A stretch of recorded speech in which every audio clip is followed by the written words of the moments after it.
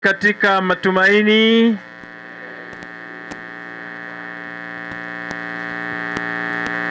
Basi ndugu zangu, kama tulivyokwisha kuelezwa tangu mwanzo, leo ni kumbukumbu ya Bikira Maria mama yetu wa Rozari Takatifu, na kwa wale ambao kwa kweli tunapenda kumwenzi mama Bikira Maria wa Rozari Takatifu kwa namna ya pekee, siku ya leo zaidi ya kumbukumbu tunaadhimisha sikukuu. Kwetu sisi ni kama sikukuu, na hasa kwa ndugu zangu wanakashishi na viunga vyake na parokia jirani na wote tuliopata nafasi kufika hapa kuadhimisha misa hii katika kituo chetu hiki cha hija. Kwa kweli hatujaifanya kuwa kumbukumbu ya kawaida, ni sikukuu. Sikukuu hii, na kama ikichukuliwa kwa muktadha wa kumbukumbu, lakini sisi tunafanya sikukuu, ilianzishwa na Papa Pio wa tano katika kuadhimisha ukumbusho wa ushindi wa vita vya baharini huko Lepanto, bahari ya Adriatiki, mwaka 1571.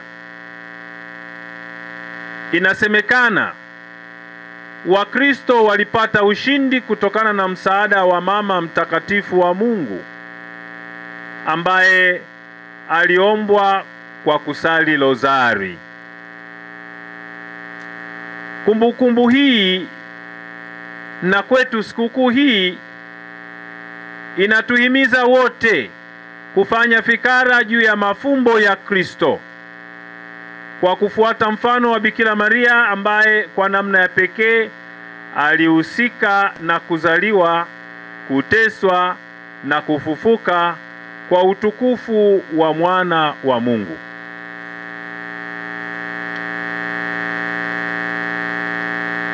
Masomo ya leo tuliyoyasikia, somo la kwanza kutoka katika kitabu cha Yona sura ya 3 aya ya 1 hadi ya 10, na somo la pili waraka kwa Wagalatia sura ya 4 aya ya 4 hadi ya 5 na hata na kuendelea.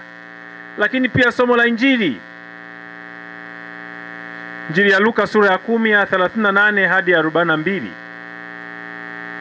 yanatueleza mengi. Injili tuliyoisikia hivi punde imetupa simulizi la kina juu ya kina dada wawili. Ni wakina nani hao? Marta na Mariamu. Ni Marta na umbu lake Mariamu. Hawa pia ni dada zake na nani?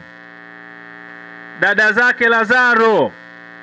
Ni familia iliyokuwa inaishi huko Betania. Lazaro alikuwa rafiki wa Yesu, na familia hii yote ilikuwa familia rafiki wa Yesu. Kina dada hao walimpokea na kumkirimu rafiki wa kaka yao na rafiki huyo wa familia yao, ambao wao wenyewe walimheshimu kama kaka. Ndio hata katika mila zetu za Kiafrika na mila nyingine zingine na kwa mila za watu wengine, rafiki wa kaka yako naye ni kaka yako. Marta katika Injili tuliyosikia anaonekana kuwa na shughuli nyingi, na hapa anawakilisha maisha ya utumishi na utendaji. Yeye anasifika kwa bidii yake katika utumishi na ukarimu. Kazi yake ni nzuri sana, ni bora sana na ya lazima, lakini ilimfanya apoteze utulivu wa ndani. Kwa upande mwingine, Maria anawakilisha maisha ya utulivu na tafakari. Anachagua kukaa miguuni pa Yesu na kumsikiliza.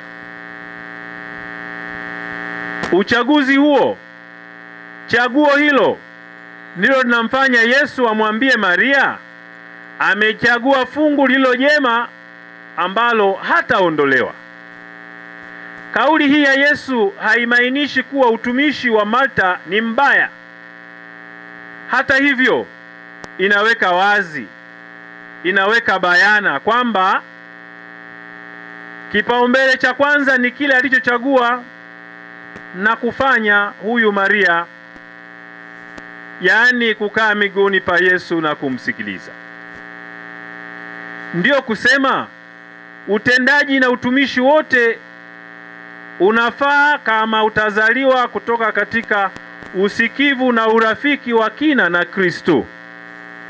Haya, tafsiri alichokichagua Maria ni nini? Ni maisha ya sala, tafakari ya neno la Mungu na sakramenti za kanisa.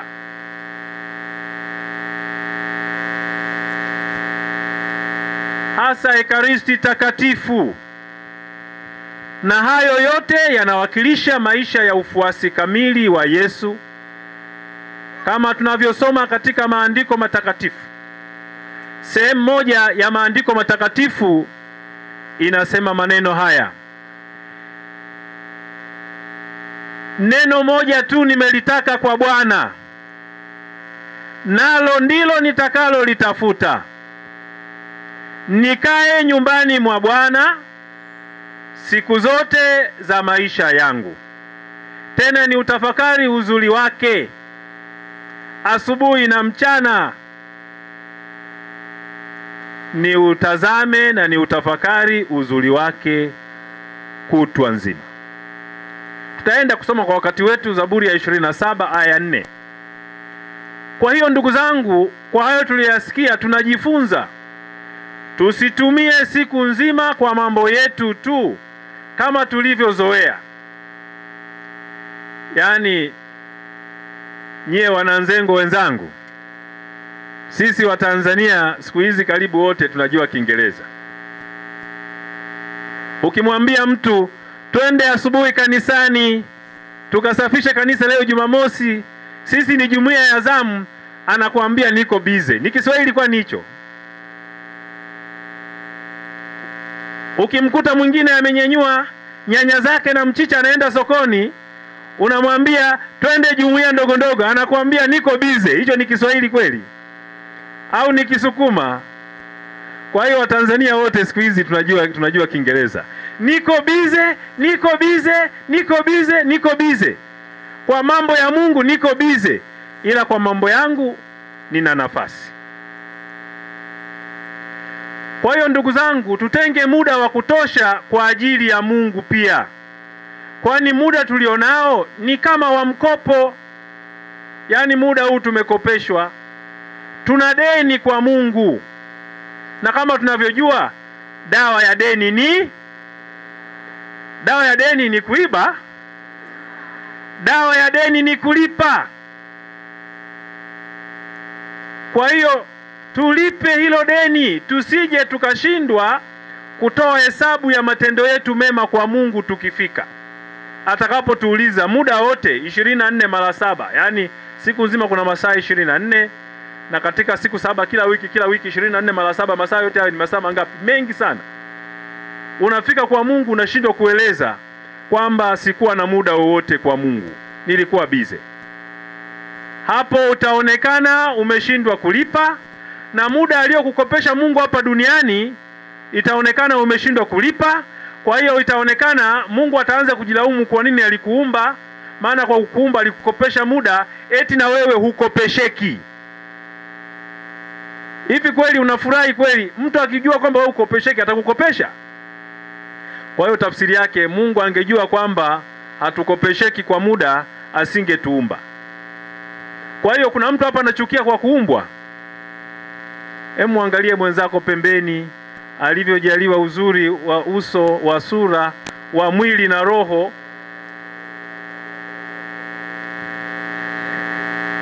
Tumsifu Yesu Kristo. Jamani, naona baada ya kumwangalia mwenzako ukaona huo uzuri, nadhani sasa tumeweka maazimio kwamba sasa sisi kwa kweli tumeamua kukopesheka, sivyo? Kwa hiyo ndugu zangu, Kama ambavyo tumekwisha kuyasema hayo mengi, leo tunaadhimisha kumbukumbu na kwetu ni sikukuu ya Bikira Maria wa Rozari Takatifu. Ni siku inayounganishwa kwa uzuri wa maisha yetu kwa mfano wa maisha ya Martha na Mariamu. Hao Martha na Mariamu tuliowasikia katika simulizi, tujione ni kioo chetu. Tukisikia habari zao, ninajiona mimi na wewe. Tunakumbushwa kusali, na kwa namna ya pekee sala ya Rozari Takatifu. Rozari Takatifu ni sala nzuri na yenye nguvu ambayo kanisa limeitambua kwa karne nyingi. Tuna ushuhuda mwingi wa kutosha katika maisha yetu. Tayari leo tumesikia ushindi wa vita ya Wakristo wa Lepanto huko mwaka 1571. Hiyo ndio nguvu ya sala ya Rozari Takatifu na nafasi ya Mama Bikira Maria. Tumesikia katika somo la pili waraka kwa Wagalatia, Mtume Paulo anaandika kwa Wagalatia sura ya 4 aya ya 4 na ya 5 na hata na kuendelea. Wakati ule ulipofika, wakati muafaka, alimtuma mwanae, na kwa njia ya Mama Bikira Maria basi yeye alizaliwa ili aweze kutuletea ukombozi. Na Injili hii pamoja na somo la kwanza limetukumbusha jinsi wale watu wa Ninawi ambao nao waliitikia mwaliko wa ujumbe aliokuwa nao Yona, wakatubu, wakavaa magunia, wakaungama makosa yao kama sisi tulivyoungama kujiandaa kwa siku ya leo ili tuweze kupokea neema na baraka katika huu mlima mtakatifu wa Bikira Maria mama wa Karmeli. Kumbe kiini cha Rozari ni tafakari, na hii ni sala inayotupatia fursa ya kutafakari juu ya maisha ya Yesu. Juu ya maisha ya Yesu.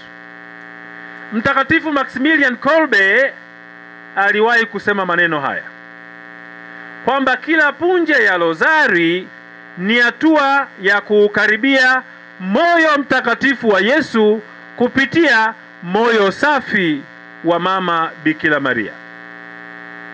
Kwa hiyo kila unapopiga ile punje, unaposali Rozari, umeukaribia moyo wa Yesu. Na Mtakatifu Yohane Paulo wa pili Papa akieleza juu ya Rozari Takatifu anasema maneno haya. Anasema Rozari ni muktasari wa Injili, ni shule ya Maria. Na anasema tunaposali Rozari tunashika mkono wa mama yetu Maria, na yeye anatupeleka kwenye maisha ya mwanae. Kwa hiyo ndugu zangu, kila wakati katika maisha yetu tusichoke kwenda kwa mama, na sisi ni wana wa Maria na Maria ni mama yetu. Na wimbo maarufu sana ule wa Kinyamwezi na Kisukuma tunaupenda, kuvyala mwanangu shakwilole lalole kaganda kaganda 1 2 3 shakwilole lale twende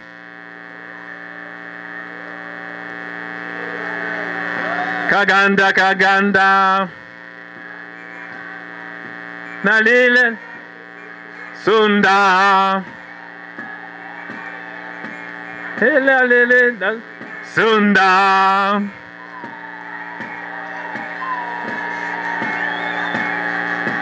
kuvyala mwanangu shakwilole lale kaganda kaganda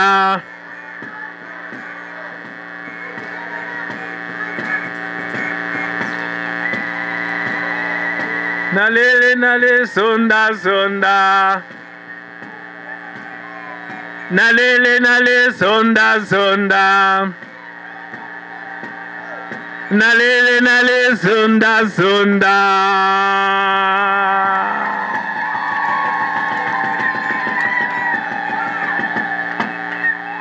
Basi kama Maria tusiache kuchagua hilo fungu lililo jema. Mwisho napenda kuwakumbusha kwamba pamoja na nia zetu kama hitaji la kanisa katika mwezi huu, tusali kuombea amani na umisionari Tanzania na ulimwenguni pote. Tunao mapadri hapa, Mheshimiwa Padri Sani na Padri